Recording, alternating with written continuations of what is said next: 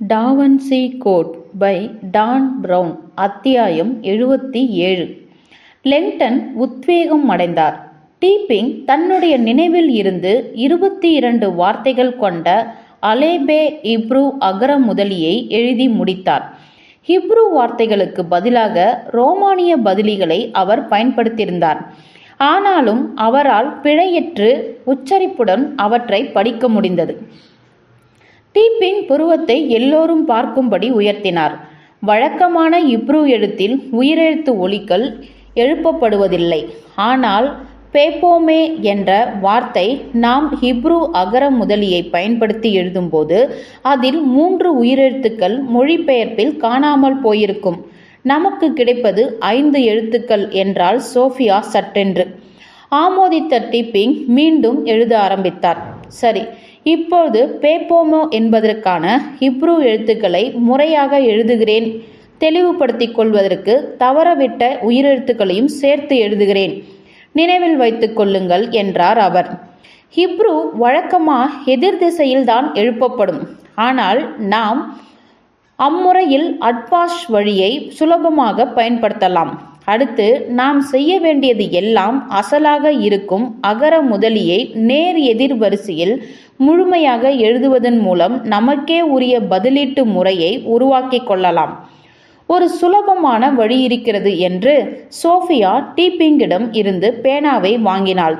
இது அட்பாஷ் உட்பட்ட பிரதிபலிப்பு பதிலீட்டு குறியீட்டு நீக்கத்திற்கும் பயன்படும். ராயல் ஹாலோவேயில் நான் கற்றுக்கொண்ட சிறிய தந்திரம் இது. சோஃபியா அகர முதலியின் முதல் பாதியை இடமிருந்து வலமாக எழுதினாள். பிறகு அதன் கீழே 2வது பாதியை வலமிருந்து இடமாக எழுதினாள். அவளுடைய கைத்திறமையை கண்டு வியந்த டீப்பிங் சிரித்தார். நீ சொல்வது சரிதான். ஹாலோவே மாணவர்கள் தங்கள் வேலையை சரியாக செய்திருப்பதை நினைத்தால் மகிழ்ச்சியாக இருக்கிறது.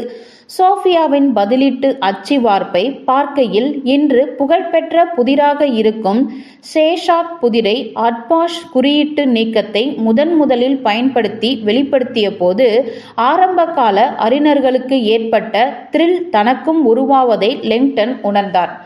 பல வருடங்களாக மத அறிஞர்கள் சேஷாக் என்ற நகரத்தை பைபிள் குறிப்பாக பயன்படுத்துவதில் குழப்பம் அடைந்திருந்தனர்.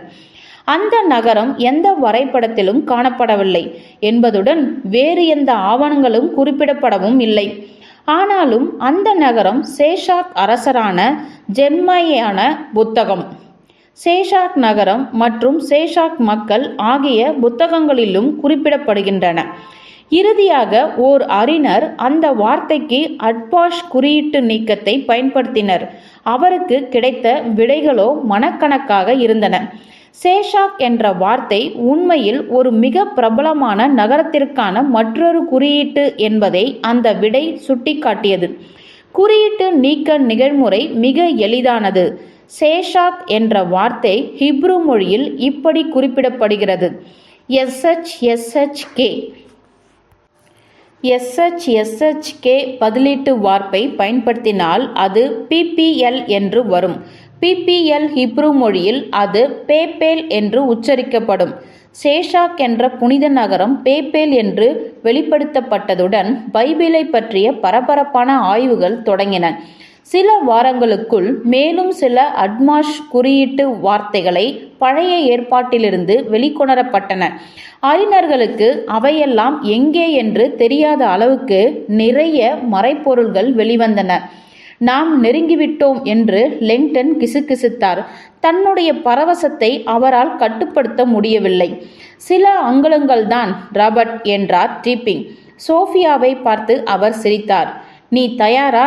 அவள் தலையசைத்தாள். சரி, பேப்போமே என்ற வார்த்தை ஹிப்ரு மொழியில் உயிரெழுத்துக்கள் இல்லாமல் படித்தால் PPVMTH என்று வரும்.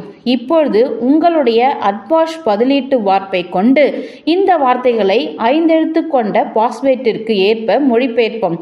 லெங்டனின் இதய துடிப்பு அதிகரித்தது.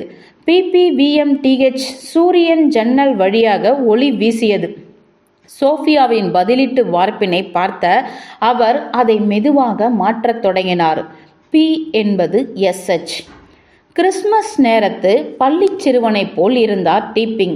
அந்த அட்பாஷ் குறியீட்டு நீக்கம் சொல்ல வருவது அவர் சற்று நிறுத்தினார். கடவுளே! அவருடைய முகம் வெளுத்தது. லெங்டன் வேகமாக தலையசைத்தார். என்ன ஆயிற்று என்றாள் சோஃபியா. நீங்கள் இதை நம்பப் போவது இல்லை என்று டீப்பிங் சோஃபியாவை பார்த்தார். குறிப்பாக நீ என்ன சொல்கிறீர்கள் என்றாள் அவள். இது அதிபுத்திசாலித்தனமானது என்று கிசுகிசுத்தார் அவர். முற்றிலும் அதிபுத்திசாலித்தனமானது. டீப்பிங் மீண்டும் காகிதத்தில் எழுதினார். பாருங்கள், இதோ உங்களுடைய பாஸ்வேர்டு. தான் எழுதியதை அவர்களிடம் காட்டினார் அவர். SHVPYA. சோபியா புருவத்தை சுருக்கினாள். என்ன இது? லெங்டனாலும் அதை புரிந்து கொள்ள முடியவில்லை.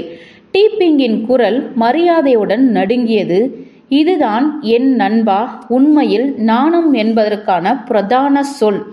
லெங்டன் மீண்டும் அந்த எழுத்துக்களை படித்தார். நாணத்திற்கான புனித வார்த்தை இந்த புதிரை விடுவிக்கும். சற்று நேரத்திற்கு பின்னர் அவருக்கு புரிந்துவிட்டது. புதிதாக ஒன்று தோன்றுவதை கண்டார். நாணத்திற்கான பிரதான சொல். டீப்பிங் சிரித்தார். முற்றிலும் நேரடியாக. சோஃபியா அந்த வார்த்தையை பின்னர் அந்த டயலையும் பார்த்தாள். அதில் இருக்கும் தீவிரமான பிழை ஒன்றை லெங்டனும் டீப்பிங்கும் காணத் தவறிவிட்டார்களோ என்று அவளுக்கு தெரிந்தது. இருங்கள், இது பாஸ்வேர்டாக இருக்க முடியாது என்று அவள் வாதிட்டாள். அந்த கிரிப்டெக்ஸிற்கு டயலில் உள்ள SH பொருந்தாது. அது பாரம்பரிய ரோமன் அகர முதலியைத்தான் பயன்படுத்துகிறது. அந்த வார்த்தைப்படி என்றார் லெங்டன். 2 விஷயங்களை மனதில் வைத்துக் கொள்ளுங்கள். ஹிப்ரு மொழியில் SH என்ற ஒலிக்கான குறியீட்டு S என்றும் உச்சரிக்கப்படுகிறது.